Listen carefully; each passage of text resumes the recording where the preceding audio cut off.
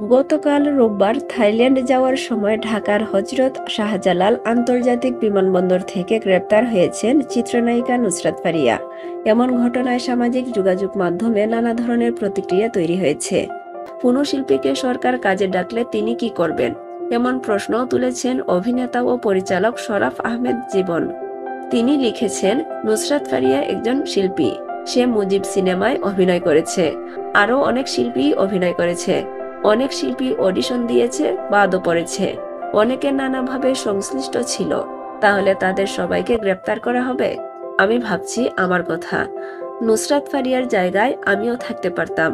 আমাকে ডাকলে আমিও যেতাম, কারণ শিল্পীর কাজ হলো যে কোনো শিল্প মাধ্যমে নিজেকে যুক্ত করা।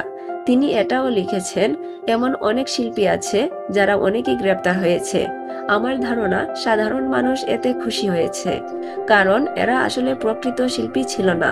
এরা ছিল শিল্পীর মুখোশধারী ক্ষমতালোভী। নুসরাত ফারিয়াকে আমার অন্তত এদের দলের মনে হয়নি। পরিচালক আশফাক নিপুণকে সব সময় শিল্পীদের পাশে থাকতে দেখা গেছে। কোনো অন্যায় হলেই সোচ্চার হয়েছেন সামাজিক যোগাযোগ মাধ্যমে।